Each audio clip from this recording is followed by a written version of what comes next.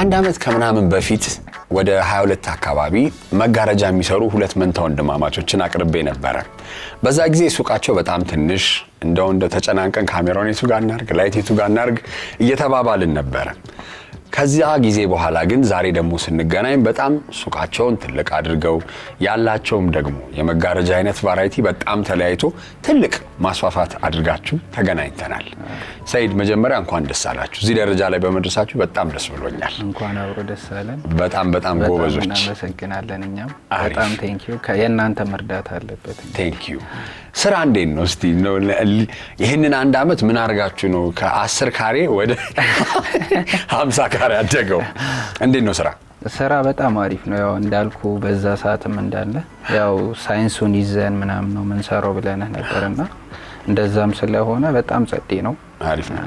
ከውቀት ጋርም ስለሆነ እጅግ በጣም አሪፍ ነው። በጣም አሪፍ።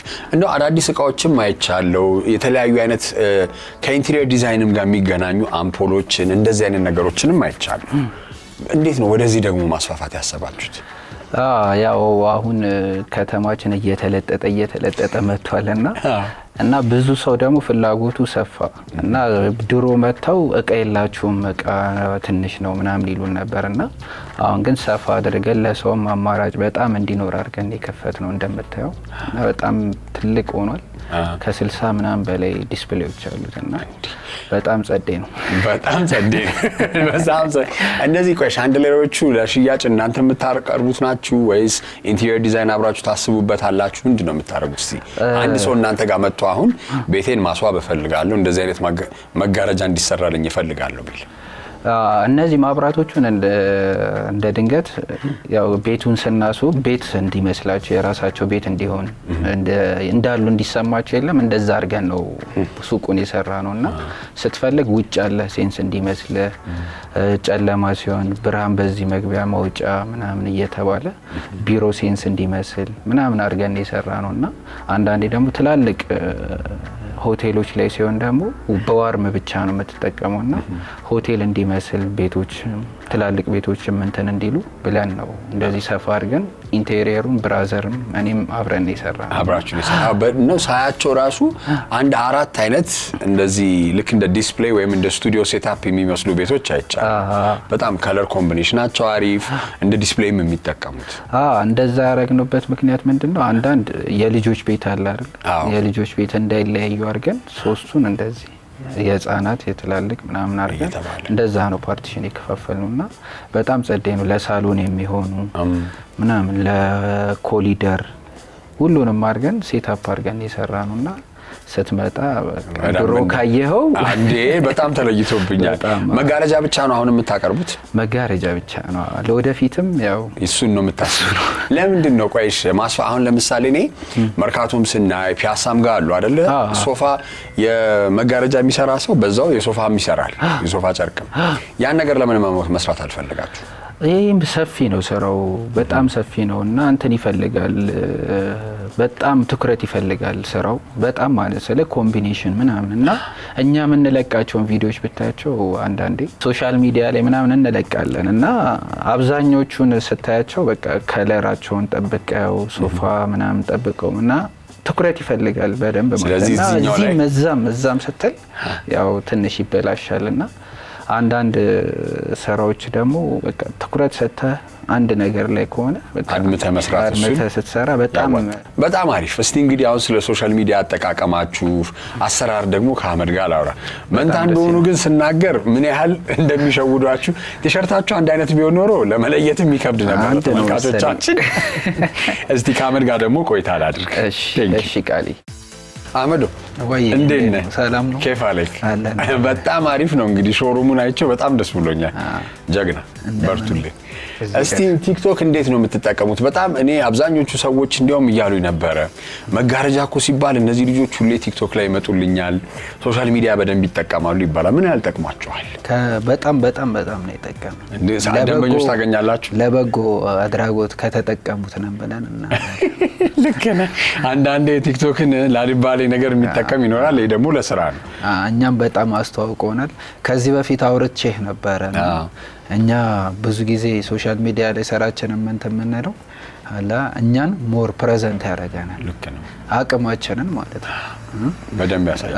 ስራም እንደሚያስኮርጅ ሁሉ አይ ደግሞ እንደው አሁን ሳየው ስራው አስተሳሰብ ይፈልጋል። ይሄ እንደዚህ አይነት ዲዛይኖች ወይንም የከለር አመራረጥ ምናምን ቁጭ ብሎ ማሰብ ይፈልጋል እና አንዳንድ ያለቀውን ነገር አይተህ ላድርገው ብትል እንደዚህ አይመጣም። ከለር ስትመርጡ እንዴት ነው? እስቲ ቆይ አሁን ጨርቅ አብዛኛውን ጊዜ አሁን ለግዠሪ አለ፣ ፕሌን አለ፣ ለሆቴሎች ለቤት ምናምን አለ አይደለ? እስቲ ከለር ስትመጡ እናንተ ናችሁ አይደል የምታስመጡት ወይም መርጣችሁ ወደ ሱቅ የምታስገቡት?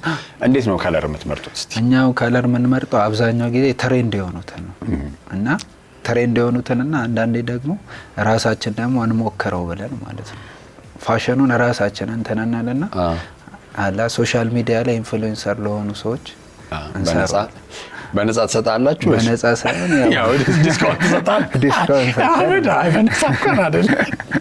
አሪፍ። ከዛም እነሱ ከሞከሩት ሰው ደግሞ ይከተላል ማለት ነው። አለ ነገሩ ኢንፍሉዌንሰሮችም ደግሞ ትልቁ አስተዋጽኦም ለነሱ ያ ነው። አሪፍ። አንዳንዴ አይኔ ይሄን ከለር አልፈልግም የሚል ደንበኛ ሲያጋጥም ከቤት ጋር ይሄ ያምራል ስትለው ለማሳመን ትሞክራለህ ወይስ? አልሞክርም። ለምን ፍላጎቱን ነው ኒዱን ነው ማሟላት ያለብህ። አንተ ጋይድ ነው መስጠት ያለብህ ብዬ አምናለሁ። በኢንቴሪየርም ህግ መጀመሪያ የሰው ልጅ ኒድ ነው።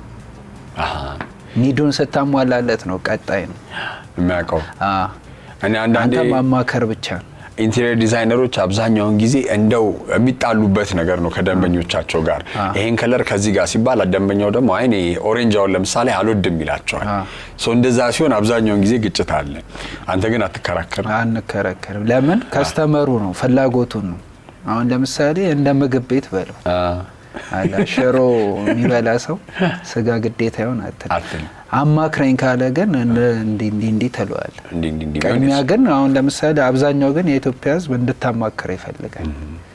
አሁን ጊዜ ደግሞ ውድም ስለሆነ አሁን ስንት ገባ? እንደው ውድ በጣም እኔ እርግጠኛ ነኝ በሜትር ስንት እየተገባ ነው? የተለያየ ነው እንደምመርጡት ጨርቅ ዋጋቸው ይለያያል።